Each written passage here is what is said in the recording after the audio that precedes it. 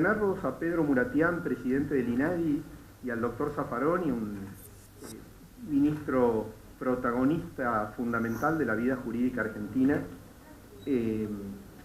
no solo de los problemas, porque cuando lo saludé me dijo, cuando le pregunté cómo iba, dijo, bueno, causando problemas, pero no solo sos protagonista de los problemas, sino también de las soluciones.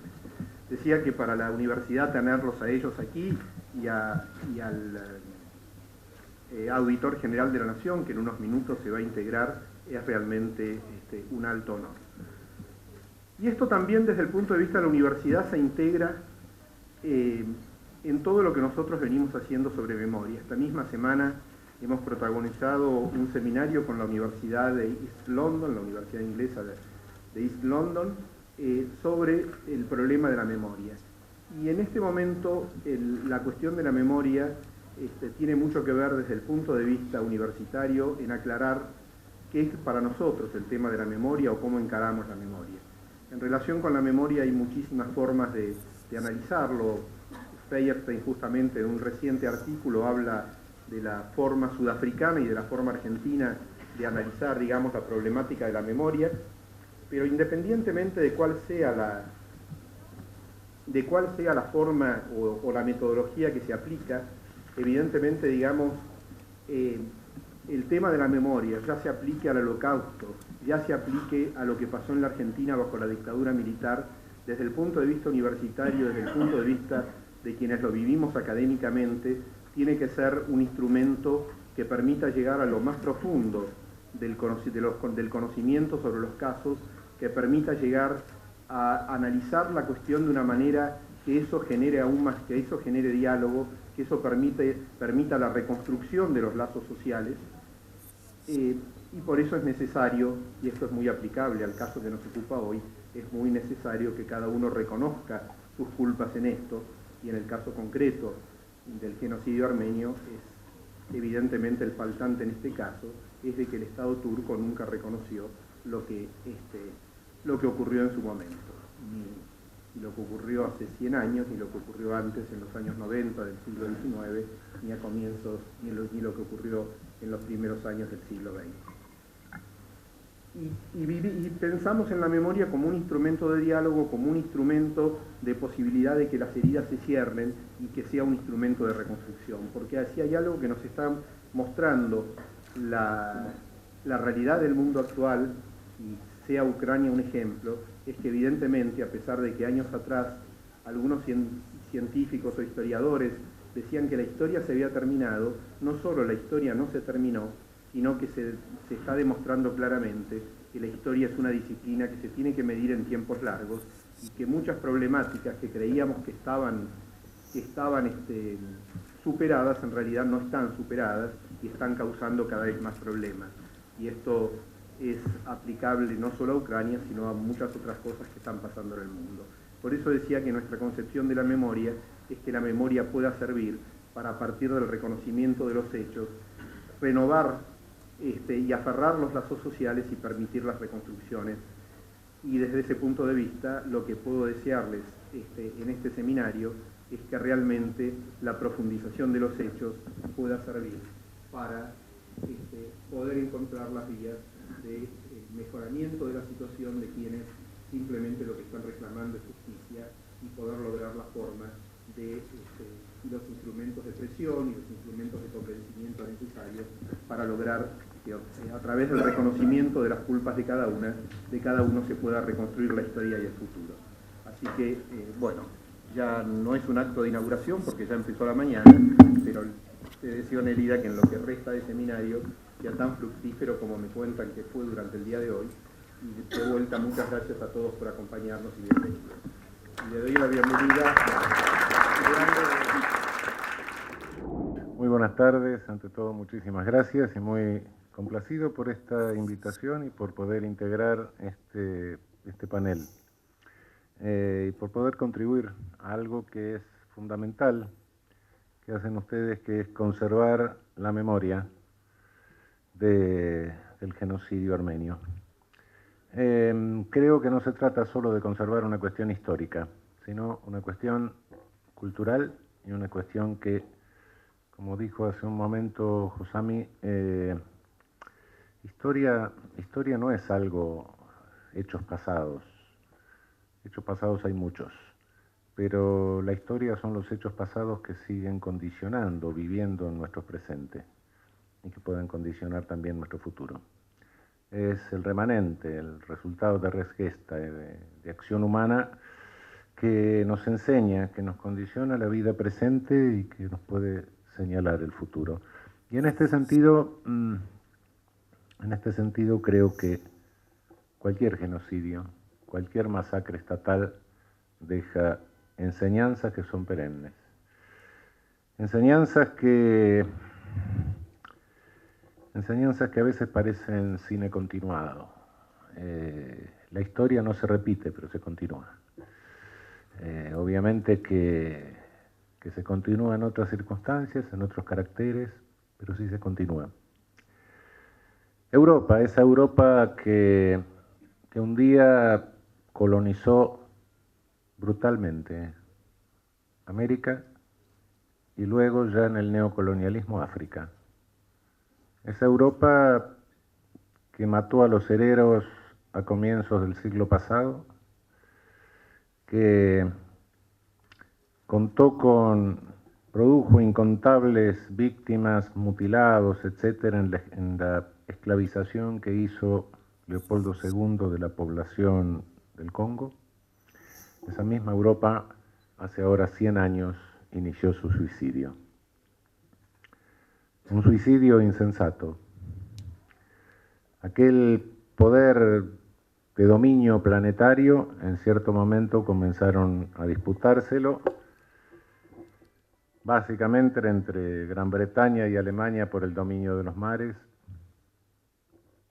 y así terminó 4 años después Europa arrasada. A partir de entonces el pensamiento europeo empezó a tener una tónica depresiva y al mismo tiempo abrió el espacio para los totalitarismos de entreguerras. Y al terminar la guerra, el Imperio Otomano decadente, desintegrándose, ese Imperio Otomano se la fue arreglando después con las distintas potencias y los armenios se quedaron solos, nadie los defendió. ¿Por qué? Porque no convenía a los intereses de ninguna de las potencias en la coyuntura histórica de ese momento. Triste cosa, por cierto, que en el plano de la política se reiterará muchas veces. Se reiterará la mezquindad y la negación respecto de crímenes de Estado horripilantes, en razón de conveniencias coyunturales. Hasta en la misma definición del tratado de genocidio lo vemos.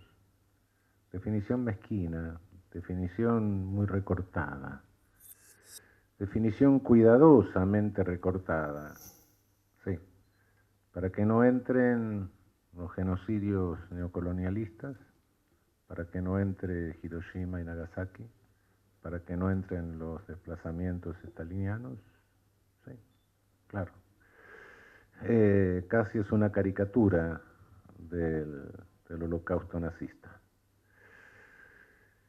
Y eso generó que después, a lo largo de las décadas posteriores, cada vez que hay un genocidio se discuta si es genocidio, claro. Mezquindad de la política, por cierto. Mezquindad de la política que nos hace pensar a veces en nuestra condición humana y a veces nos hace dudar. Hemos necesitado 1948 años para un día el concierto de las naciones declarar formalmente, no importa, pero por lo menos declarar todo ser humano es persona. Bueno, buena noticia, pero tardaron 2000 años, claro. Cuando ya se había proclamado, claro, por supuesto, por religiones, pues sí, pero el derecho, la política tardó 2000 años en reconocerlo. Y en cualquier momento eso se vuelve a negar, en chico o en grande. A partir del momento en que nuestro semejante pierde identidad, deja de ser persona, ya no es una persona con su individualidad. Es un ente que pertenece a un conglomerado y por ende ese conglomerado es chivo expiatorio de alguna situación. Claro que para ser chivo expiatorio, bueno, alguna condición necesita, pero la fabricación de chivos expiatorios es casi continua.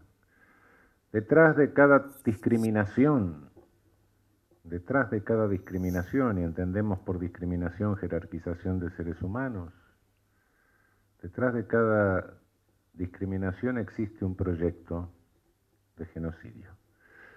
Por suerte, las semillas, en la gran mayoría de los casos, caen en terreno que no es fértil o no tienen capacidad germinativa. Pero cuando la tienen es terrible. Toda discriminación, toda señalización de inferioridad de ser humano, toda señalización de ser humano como menos persona, corre el riesgo de que en un momento se convierta en no persona y en chivo expiatorio. Es decir, que sea visto como la causa de todos los males. Se habla de satanización. Sí. Otrora las brujas eran, claro. Pero qué tranquilidad para los príncipes, ¿no? Si las brujas eran las que causaban todos los males, y los príncipes estaban tranquilos, yo no tengo la culpa de nada, había pestes, había hambre, había muertos, había de todo.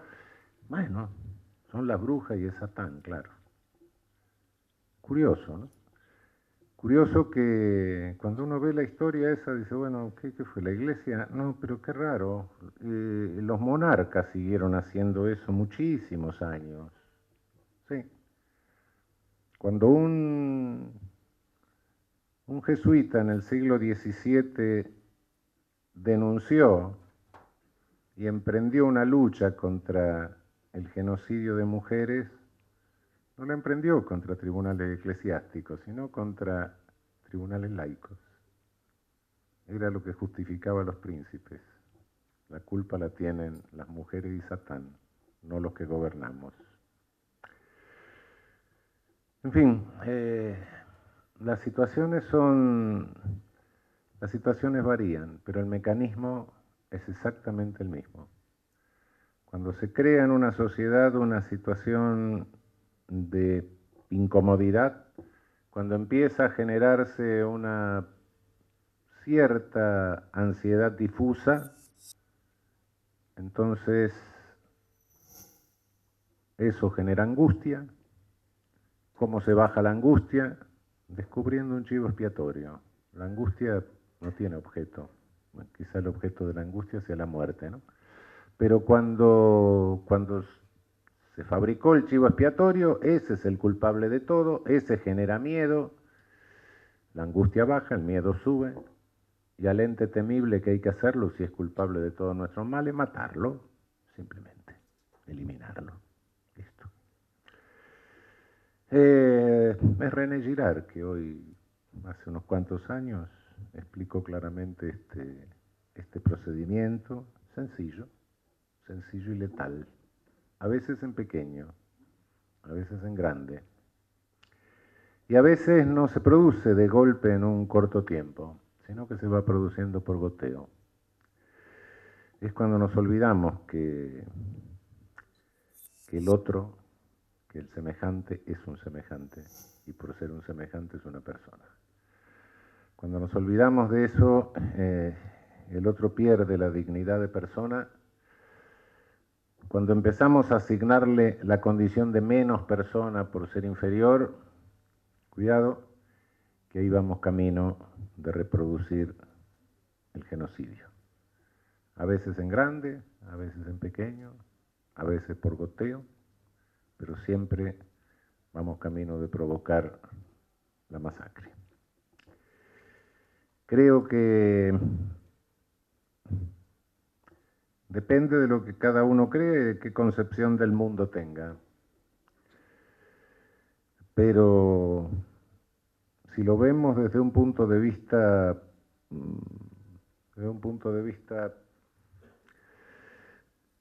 objetivo y fuera de toda concepción creacionista, podríamos decir que hay una duda sobre si el ser humano es una punta de evolución o es una enfermedad del planeta.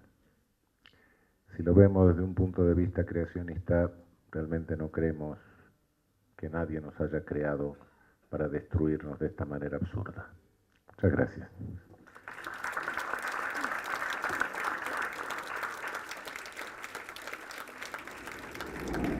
Esta invitación es una invitación a reflexionar, a pensar, a arrojar algunas ideas, a estrujar algunas experiencias y a proyectar este universo que ha significado la lucha por el reconocimiento del genocidio armenio y ponerlo en una dimensión histórica. Se van a cumplir 100 años y creo que la invitación es para reflexionar sobre esencialmente esta proyección, este hecho que se producirá el año próximo. Yo creo que centraré mis reflexiones en tres cosas. La primera es la lucha todavía, hay cosas que quedan pendientes. Es cierto que se ha progresado, y se ha progresado mucho, pero no hemos derrotado al negacionismo como lo tendríamos que haber derrotado. Por lo tanto, queda un trabajo importante por delante. Y ahí está nuestro esfuerzo, ahí están ustedes, ahí está esta movilización de la opinión pública, la lucha, la conservación de la memoria, la representación vívida de las cosas que hacen a la esencia y a la historia del pueblo armenio, siempre en vicisitudes, no se ha alejado de las vicisitudes. Por lo tanto, esta lucha todavía tiene una vigencia y una actualidad. Lo segundo es que esta experiencia de la lucha por el reconocimiento del genocidio ya ha hecho historia. Y siempre he pensado que en algún momento, de alguna forma, hay que transformarlo en una construcción más permanente en la cual se pueda acumular toda esa experiencia, todos esos hechos que representan precisamente esa trayectoria, esa lucha.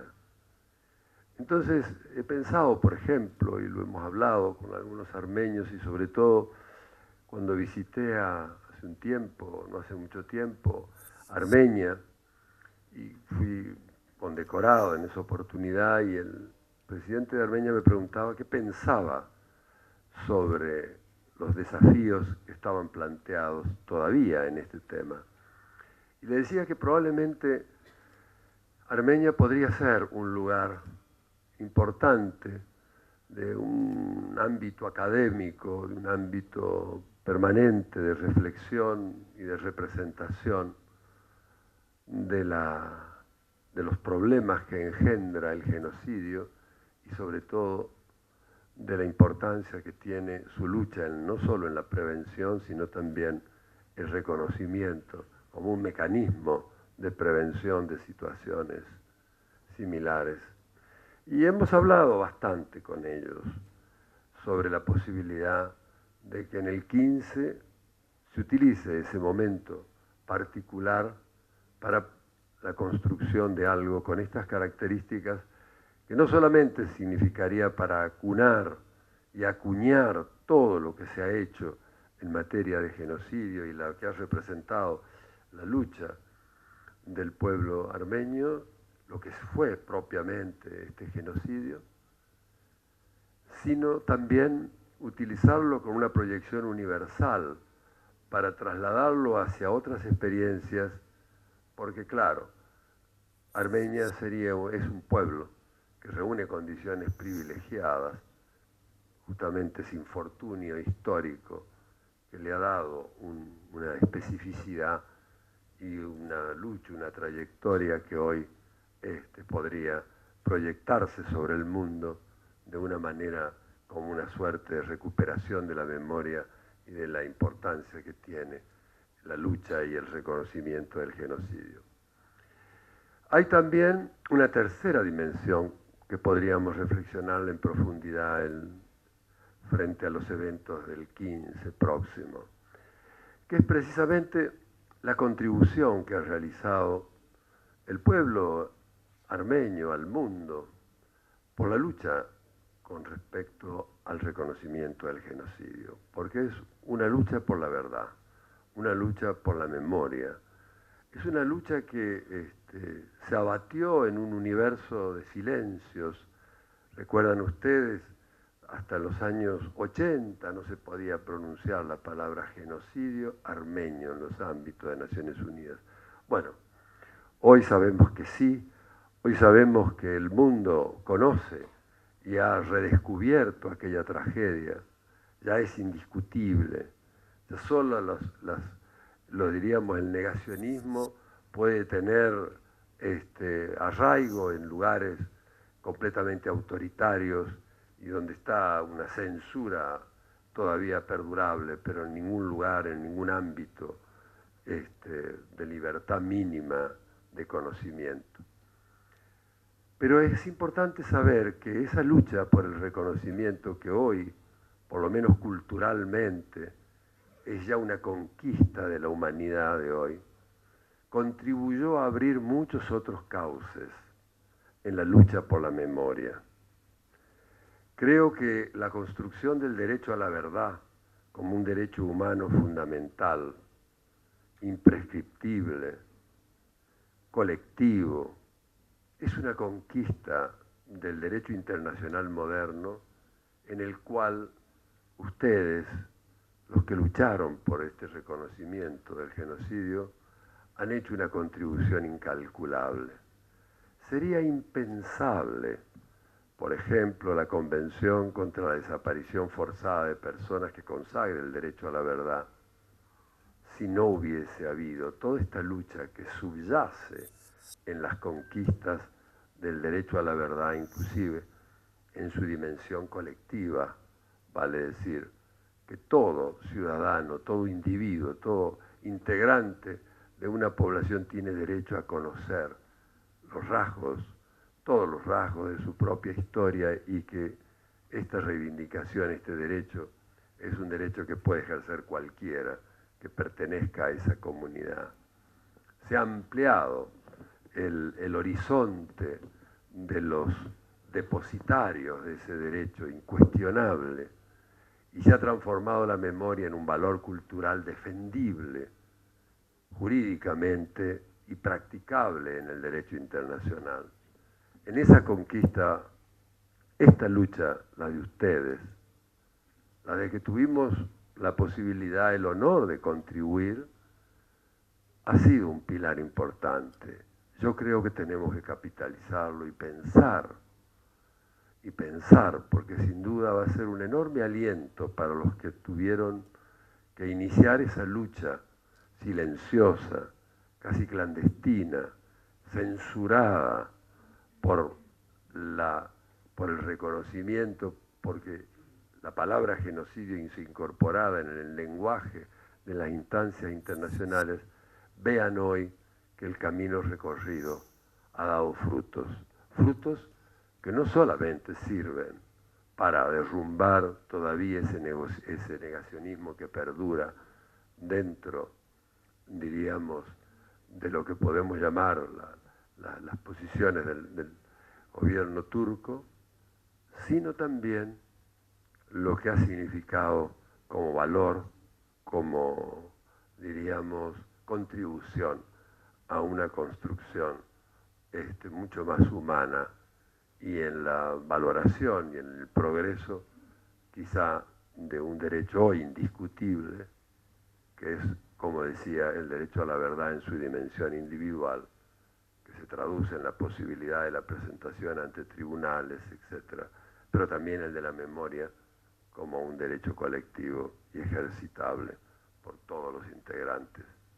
Irreparable, por lo tanto, y la primera reparación de la memoria del patrimonio cultural es su reconstrucción, es su baluarte.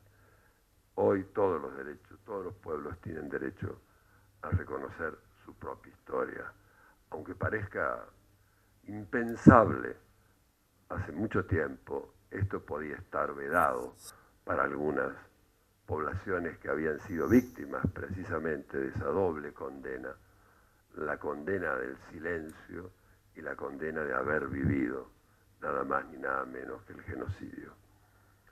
Yo querría terminar con una imagen en estas breves reflexiones que se sitúan entre lo que nos queda por hacer, la necesidad de construir mecanismos que cristalicen en un ámbito académico, histórico, lo que ha sido esta lucha, este progreso para poderlo proyectar sobre la humanidad en general, pero también la importancia que tiene la reivindicación, la reconstrucción histórica del camino, porque eso sin duda va a permitirles comprender en qué medida esta lucha ha tenido un rédito del cual hemos beneficiado todos.